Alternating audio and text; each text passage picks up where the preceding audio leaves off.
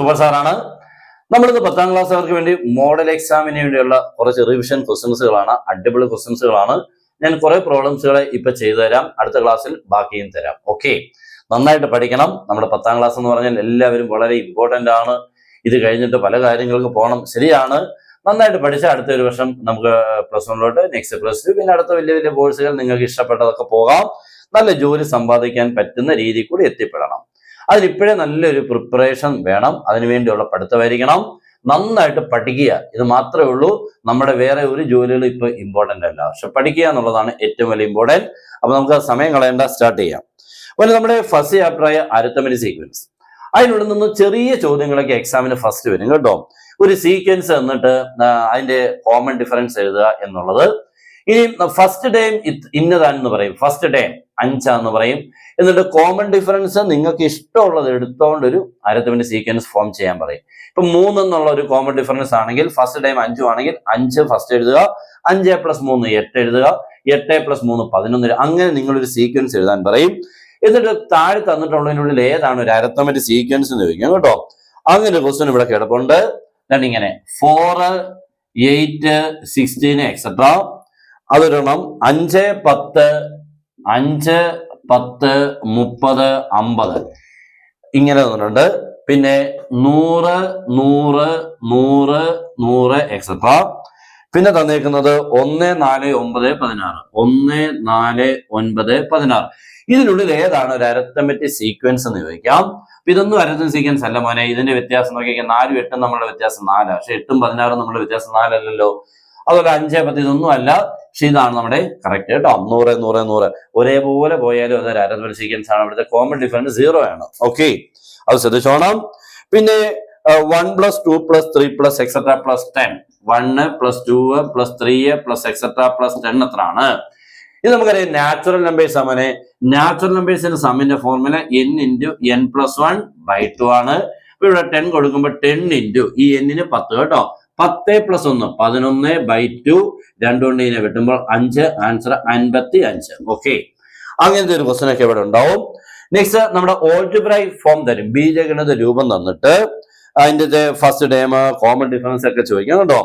ഇപ്പോൾ 4n + 3 4n + 3 ആണ് ഒരു അരിത്മെറ്റിക് സീക്വൻസിന്റെ ഓൾജിബ്രൈക് ഫോം എങ്കിൽ അതിന്റെ ഫസ്റ്റ് ടൈമും കോമൺ ഡിഫറൻസും ഫസ്റ്റ് ടൈം f വേണമെങ്കിൽ ഈ n-ന് നിങ്ങൾ 1 എന്ന് കൊടുത്താൽ മതി. ഇപ്പൊ 4n എന്നുള്ളത് 4 × 1 + 3. ഓക്കെ, 4 × 1 4 ആണ്. അപ്പൊ 4 + 3 ആൻസർ ആയി 7.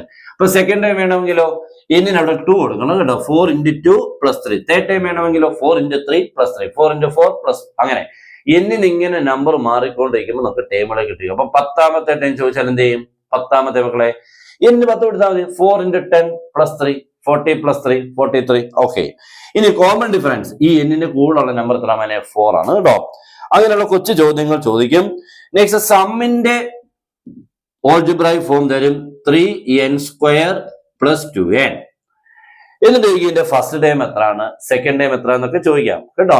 ഫസ്റ്റ് ടൈം കണ്ടുപിടിക്കാൻ n-ന് 1 കൊടുത്താൽ മതി. ഓക്കെ, n-ന് 1 കൊടുത്താൽ ഏത് ടൈം കിട്ടും? ഫസ്റ്റ് ടൈം കിട്ടും. ഓക്കെ, അപ്പൊ 3 × 1² + 2 × 1, 3 × 1² + 2 × 1. അപ്പൊ ആൻസർ 3 + 2 എത്ര കിട്ടും മോനെ? 5 എന്ന് കിട്ടും. ഇതാണ് നമ്മുടെ ഫസ്റ്റ് ടൈം f.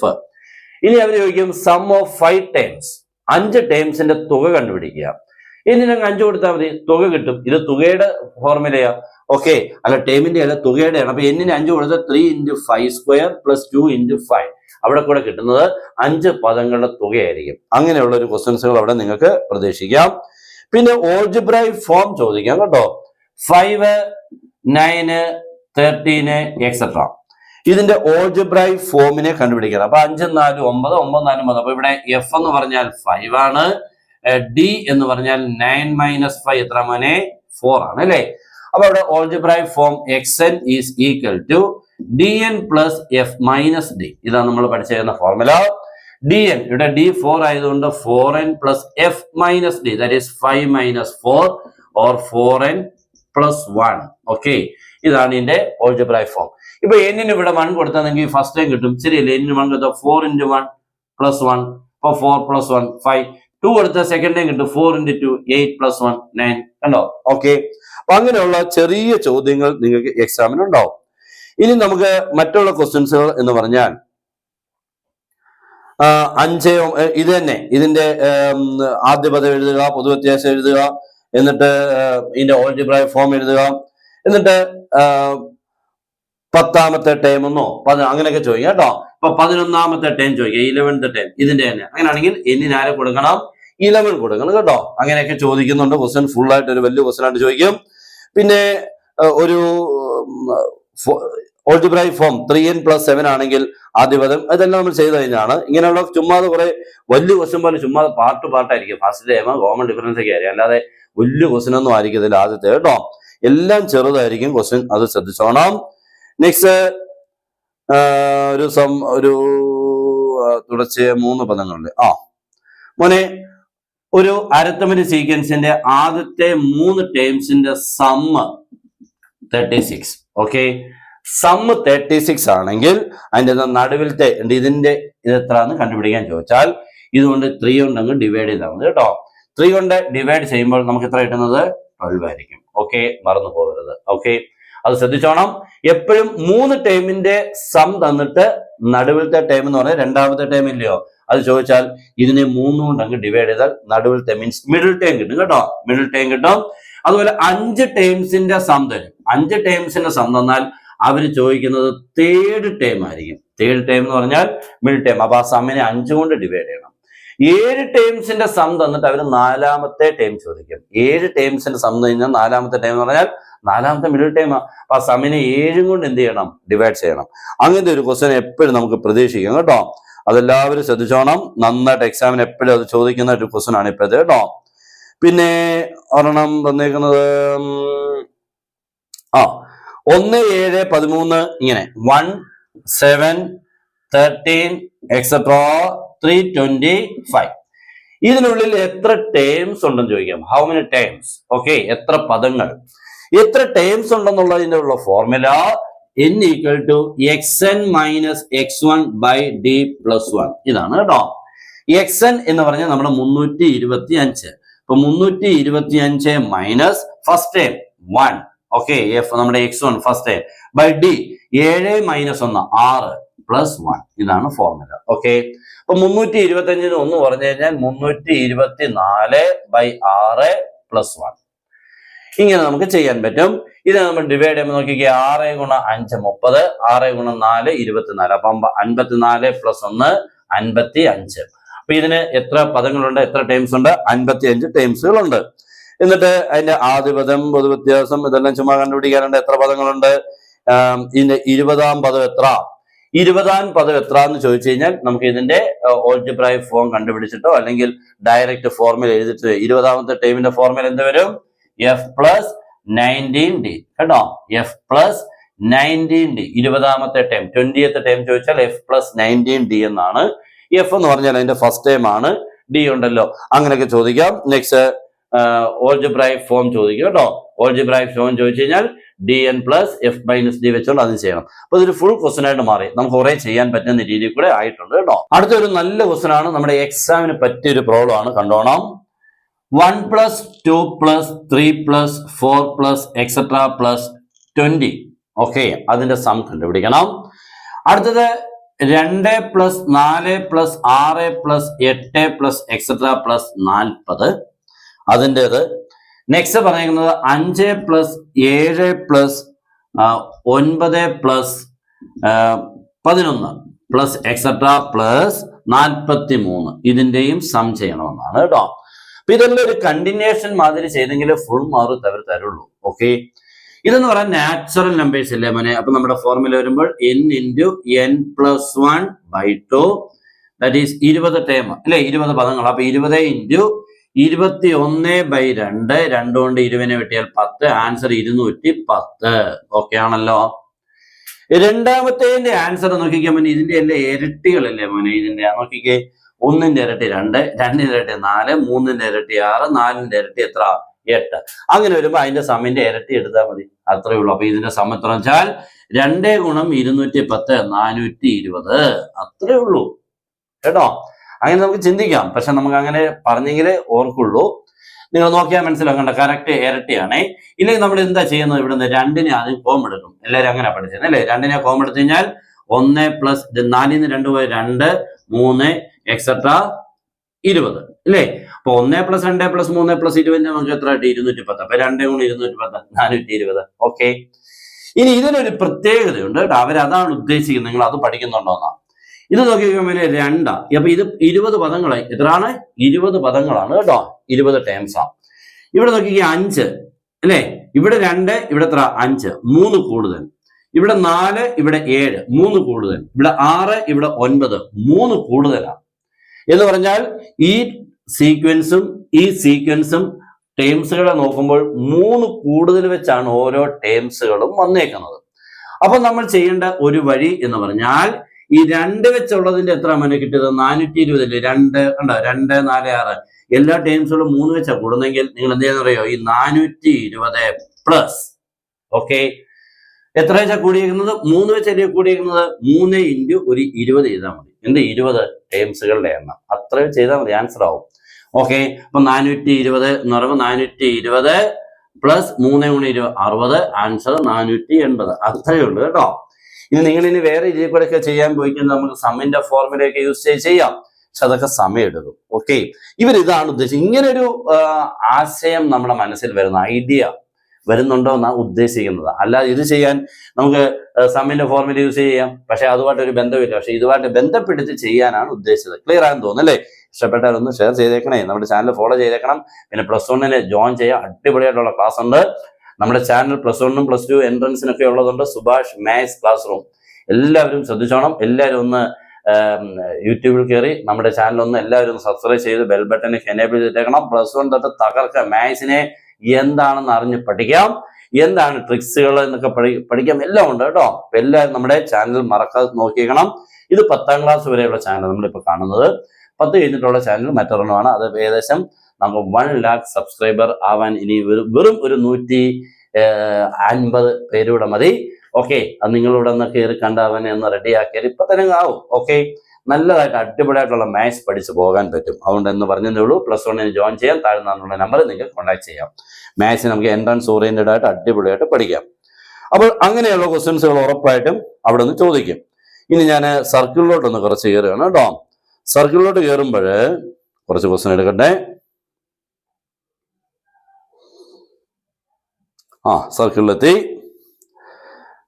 സർക്കിളിലെ ക്വസ്റ്റ്യൻസുകൾ എന്ന് പറയുമ്പോൾ ആംഗിളുമായിട്ട് ബന്ധപ്പെട്ട ഒരു ക്വസ്റ്റ്യൻ വരും കേട്ടോ.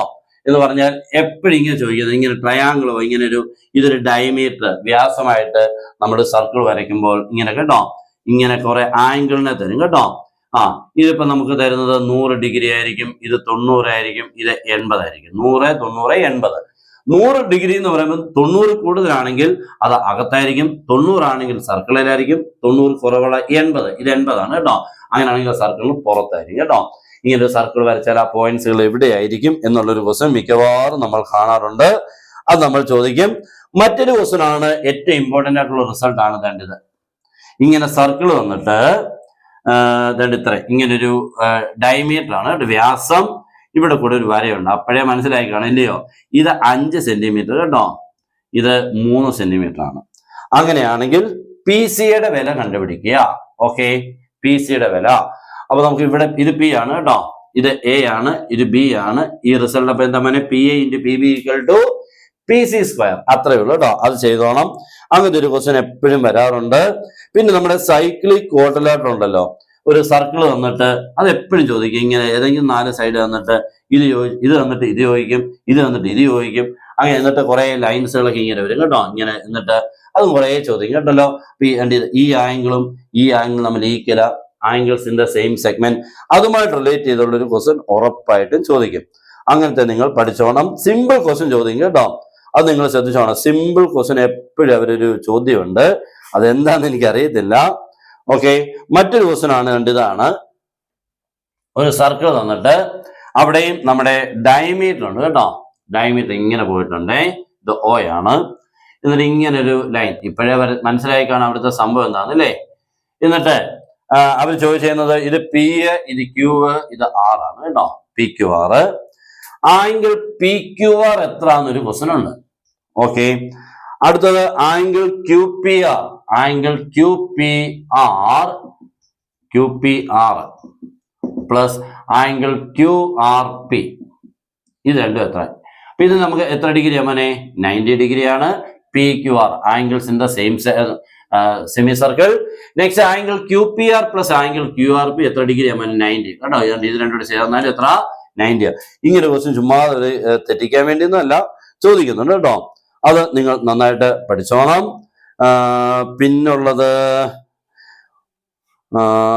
പിന്നെ കുറച്ച് ഈ ഇതൊക്കെയാണ് കേട്ടോ. ഇങ്ങനെ സർക്കിൾ വന്നിട്ട് ഇതിങ്ങനെ വരും, ഇങ്ങനെ വരും, ഇങ്ങനൊക്കെ വരും. എന്നിട്ട് ഇവിടെ ഒക്കെ തരുന്നത് കേട്ടോ. ഇതെപ്പോഴും അറിയാവുന്ന, ഇവിടെ ഇപ്പം 30 തരും, ഇവിടെ 40 തരും. അങ്ങനെയാണെങ്കിൽ ഇതെത്ര? ഇതാണ് നമ്മുടെ ക്വസ്റ്റ്യൻ. ഓക്കെ, ഇങ്ങനെ ചോദിച്ചാൽ ഇത് 30, ഇത് 40. അപ്പൊ നമ്മൾ എന്ത് ചെയ്യണം അറിയില്ല, ഇങ്ങനെ ജോയിൻ ചെയ്യണം കേട്ടോ. ഇത് 30 ആണെങ്കിൽ ഇത് എത്ര മോനെ? 30. കാരണം ഈ രണ്ട് സൈഡ് ഈക്കല. അതുപോലെ ഇത് 40 ആണെങ്കിൽ ഇത് 40 മോനെ, കാരണം ഈ രണ്ട് സൈഡ് ഈക്കല. അപ്പൊ ഇത് 30, 40 എത്ര മോനെ? 70 ആയി. ടോട്ടൽ ഇത്ര 70 ആയി. അങ്ങനെയാണെങ്കിൽ ഈ ആംഗിൾ എന്ന് പറഞ്ഞാൽ അതിന്റെ ഇരട്ടി 140. ഓക്കെ, അങ്ങനെയൊക്കെ ഒരു ക്വസ്റ്റ്യൻ നിങ്ങൾക്ക് ചോദിക്കാം. ലാസ്റ്റ് വേണമെങ്കിൽ നമുക്ക് ഇത് എത്ര ചോദിക്കുന്നുണ്ട്. ഇങ്ങനെ ഒരു ഡയഗ്രം വെച്ചാൽ ഇത് എത്ര എന്ന് ചോദിക്കാം. ഇത് ചോദിച്ചു കഴിഞ്ഞാൽ ഇത് എത്ര മോനെ? 70 ഇല്ലയോ? അപ്പൊ ഇത് എഴുതുകയാണെങ്കിൽ ഇത് ബാക്കി എത്ര ആയിരിക്കും? 110. ഓക്കെ, കാരണം എന്തുകൊണ്ടാ? രണ്ടുകൂടെ കൂട്ടിയ സൈക്ലിക് ക്വാഡ്രിലാറ്ററൽ. ഇത് 70 ആണെങ്കിൽ അതിന്റെ എതിർ കോൺ ഓപ്പോസിറ്റ് ആംഗിൾ എത്ര? 180 മൈനസ് 70. അങ്ങനെയൊക്കെയുള്ള ഒരു ക്വസ്റ്റ്യൻ ഒക്കെ എപ്പോഴും എക്സാമിന് ചോദിക്കുന്നുണ്ട്. നിങ്ങൾ കണ്ടുള്ളതാണ്, അത് പഠിച്ചോണം. പിന്നെ ഒരു റിസൾട്ട് ആണ് വേണ്ടത്. സർക്കിൾ വന്നിട്ട് ഇങ്ങനെ രണ്ട് കോഡുകൾ ഇങ്ങനെ ഇന്റർസെക്ട് ചെയ്യുന്നു. ഇത് എ, ഇത് ബി, ഇത് സി, ഇത് ഡി. ഇങ്ങനെ കണ്ട P A into B B B C into B D. Okay, അങ്ങനെയുള്ള ക്വസ്റ്റ്യൻസുകൾ ചോദിക്കും. അതേപോലെ തന്നെ മറ്റൊരു ഫിഗർ ആണ് വേണ്ടത്. സർക്കിൾ വന്നിട്ട് തന്നെ ഇങ്ങനെ ചോദിക്കും. ഇവിടെ അത് തന്നെ, ഇത് എ, ഇത് ബി, ഇത് സി, ഇത് ഡി. ഇവിടെയും P A into P B equal to P C into എത്ര? P D. ഇങ്ങനെ റിസൾട്ടും ചോദിക്കും. അപ്പൊ ഇതെല്ലാം നിങ്ങൾ ഒരേ റിസൾട്ട് ആണ്, പക്ഷെ പല ഫിഗറുകളാണ്. അത് ഉറപ്പായിട്ടും ചോദിക്കുന്ന മറ്റൊരെണ്ണമാണ്. ഇങ്ങനെയുള്ള കുറെ ക്വസ്റ്റ്യൻസുകളാണ് ഇതിനകത്ത് മെയിൻ ആയിട്ടുള്ളത് കേട്ടോ. സർക്കിളിനുള്ളിൽ പിന്നെ ലാസ്റ്റ് വരയ്ക്കാൻ ചോദിക്കും. ഒരു റെക്ടാങ്കിളിനെ വരച്ചിട്ട് ആ റെക്ടാങ്കിളിന്റെ ഏരിയക്ക് തുല്യമാവുന്ന സ്ക്വയറിനെ വരയ്ക്കുക. അതെല്ലാവരും പഠിച്ചുകൊണ്ട് പോയിക്കണം, കാരണം ഷുവർ ക്വസ്റ്റ്യൻ ആണ് കേട്ടോ. അപ്പൊ അങ്ങനത്തെ ഒരെണ്ണം ഉറപ്പായിട്ടും ചോദിക്കും. ഇനി നമുക്ക് മാത്തമാറ്റിക്സ് ഓഫ് ചാൻസ് ആണ് കേട്ടോ. മാത്തമാറ്റിക്സ് ഓഫ് ചാൻസിനുള്ളിൽ നമുക്ക് കോയിൻ ടോസ് ചെയ്യുന്നതിനെ കുറിച്ച് ചോദിക്കാം. ഒരു കോയിൻ ടോസ് ചെയ്താൽ ഹെഡ് വീഴുന്നു, ടെയിൽ വീഴുന്നു. നമുക്കറിയാം ഹെഡ് വീഴാനുള്ള, ഒറ്റ കോയിൻ ടോസ് ചെയ്യുമ്പോൾ ഓർക്കണം, ഹെഡ് വീഴാനുള്ള പ്രോബിലിറ്റി 1/2, പകുതി, 2/1. ടെയിൽ വീഴാൻ എത്രയാണ്? 1/2. ഇനി രണ്ട് കോയിൻസുകൾ ടോസ് ചെയ്യും. രണ്ട് കോയിൻസുകൾ ടോസ് ചെയ്യാൻ നമുക്ക് കിട്ടുന്ന possible cases HH, HT, TH, TT എന്നൊക്കെയാണ് കേട്ടോ. ഇതിനുള്ളിൽ രണ്ട് ഹെഡ് കിട്ടാനുള്ള പ്രോബിലിറ്റി എത്രയെന്ന് വെച്ച് കഴിഞ്ഞാൽ 4/1. 4 ഉണ്ട് ടോട്ടൽ. അതിനുള്ളിൽ ഒറ്റ ഒരിടത്തെ രണ്ട് ഹെഡ് കിട്ടാനുള്ളൂ.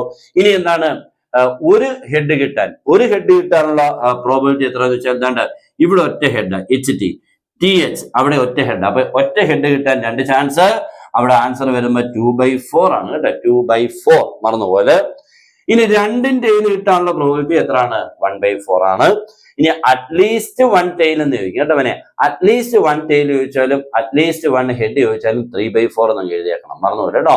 അറ്റ്ലീസ്റ്റ് 1 ടെയിൽ ചോദിച്ചാലും അറ്റ്ലീസ്റ്റ് 1 ഹെഡ് എന്ന് ചോദിച്ചാൽ അറ്റ്ലീസ്റ്റ് എന്ന് ചോദിച്ചു കഴിഞ്ഞാൽ 3 ആണ്, 3/4. ശരിയല്ലയോ? ഏറ്റവും കുറഞ്ഞ ഒരു ഹെഡെങ്കിലും കിട്ടണം. അപ്പൊ രണ്ടവനെ ഒരു ഹെഡെങ്കിലും കിട്ടണം എന്ന് പറഞ്ഞാൽ ഇവിടെ ഒരു ഹെഡ് ഉണ്ട്, ഇവിടെ ഒരു ഹെഡ് ഉണ്ട്, ഇവിടെ 2 എണ്ണം ഉണ്ട്. ഏറ്റവും കുറഞ്ഞ ഒരു ഹെഡ് എന്ന് പറഞ്ഞാൽ ഒന്നിൽ കൂടണമെന്നാണ്. ഒന്നിൽ കൂടുക. അപ്പൊ 1 ആവാം, 2 ആവാം. അപ്പൊ ഇവിടെ 3 ഹെഡ് ഉള്ളതുകൊണ്ട് അവിടെ എല്ലാം നമുക്ക് ആൻസർ ആണ്. ഇവിടെ മാത്രം എടുക്കാൻ പറ്റത്തില്ല, അവിടെ ടെയിലുകൾ മാത്രമേ ഉള്ളൂ. ഒരു ഹെഡെങ്കിലും വേണമെന്ന് പറഞ്ഞാൽ ടെയിലിനെ എടുത്തുകൊണ്ട് വരാൻ പറ്റും, രണ്ടും ഇല്ല. അപ്പൊ അങ്ങനെയുള്ള ക്വസ്റ്റ്യൻസുകൾ. പിന്നെ ഫിഗറുമായിട്ട് ബേസ് ചെയ്തുള്ള ക്വസ്റ്റ്യൻ ചോദിക്കും കേട്ടോ. ഫിഗറിനെ തന്നിട്ട് ഇങ്ങനെ ഫിഗർ തന്നിട്ട് എന്തെങ്കിലുമൊക്കെ ഷെയ്ഡ്, ഞാനിങ്ങനെ, ഇത് നിങ്ങൾ 9ാം ക്ലാസ്സിലെ ബേസ് ചെയ്തൊക്കെ ചെയ്യുന്ന ക്വസ്റ്റ്യൻ ആണ്. ഈ റേഡിയസ് ഒക്കെ തരും കേട്ടോ അവനെ. ഇവിടെ 5 സെന്റിമീറ്റർ, ഇവിടെ ഒരു 60 ഡിഗ്രി. എന്നിട്ട് പറയും നമ്മളൊരു probability of A dot point inside this sector. ഈ സെക്ടറിനുള്ളിൽ നമ്മളിങ്ങനെ വരുമ്പോൾ ഇവിടെ മുട്ടാനുള്ള പ്രോബിലിറ്റി എത്രയെന്ന് ചോദിച്ചു കഴിഞ്ഞാൽ നിങ്ങൾ ആദ്യം ഈ സർക്കിളിന്റെ ഏരിയ കണ്ടുപിടിക്കണം. സർക്കിളിന്റെ ഏരിയയുടെ ഫോർമുല πr². ഇവിടെ 5 ആണ്. അപ്പൊ π × 5², 25 π. ഓക്കെ, 25. അവിടെ 25 π എന്ന് കിട്ടാതെ പൈയുടെ വില കൊണ്ട് ഇൻറ്റു ചെയ്യരുത്. എന്നിട്ട് ഈ സെക്ടറിന്റെ ഏരിയയുടെ ഫോർമുല ഇതാണ്, x/360 × πr². ഓക്കെ, ഇത്രയും. അല്ലെങ്കിൽ നമുക്ക് വേറെ മെത്തേഡ് ഉണ്ട്, ഫോർമുല ചെയ്യാനൊക്കെ പറ്റും. ഇവിടെ റേഡിയസ് ഇല്ലേലും റേഡിയസ് ഇങ്ങനെ 5 തന്നില്ലേലും ചെയ്യാം. എന്നിട്ട് നിങ്ങൾ ഇവിടെ എന്ത് ചെയ്യണം, ഈ 6 വാല്യൂ എക്സ് ഇവിടെ 60 അല്ലയോ, അതിനെ കൊടുത്ത് ചെയ്തിട്ട് ഡിവൈഡ് ചെയ്യണം കേട്ടോ. ഡിവൈഡ് ചെയ്യണം. ഇതിനെ അതുകൊണ്ട് എന്ത് ചെയ്യണം, ആദ്യം സർക്കിളിന്റെ ഏരിയ താഴെ വരണം, സെക്ടറിന്റെ ഏരിയ മണ്ടയ്ക്ക് വരണം. എന്നിട്ട് ഡിവൈഡ് ചെയ്യണം. എളുപ്പം അല്ലാതെ ആൻസർ എഴുതാം. പിന്നെ മാർക്കിനെ ബേസ് ചെയ്ത് നിങ്ങൾക്ക് എത്രത്തോളം എഴുതണം എന്നുള്ളത് നിങ്ങൾ കണ്ടെത്തണം കേട്ടല്ലോ. ഓക്കെ, അടുത്ത ക്ലാസ് ഉടൻ തന്നെ വരും. ഇന്നത്തെ ഈ കുട്ടി സെക്ഷൻ കംപ്ലീറ്റ് ചെയ്യാണ്. മാക്സിമം നിങ്ങൾക്ക് ഒന്ന് ക്ലാസ് ഇഷ്ടപ്പെട്ടെങ്കിൽ ഒന്ന് ഷെയർ ചെയ്യുക. എല്ലാ കാര്യങ്ങളും നോക്കിയേക്കണം. ഇതേപോലുള്ള ക്ലാസ്സുകൾ നിങ്ങളുടെ പബ്ലിക് എക്സാം വരെ ഉണ്ടാവും. ഓക്കെ, എല്ലാവരും ഒരിക്കൽ കൂടി നമ്മുടെ ചാനൽ എല്ലാവരും ഒന്ന് ഫോളോ ചെയ്യാൻ ശ്രമിക്കുക. മാക്സിമം ഒന്ന് ഷെയർ ചെയ്യുക. ഓക്കെ, അപ്പൊ എല്ലാവർക്കും ബെസ്റ്റ് വിഷസ്. Good bye.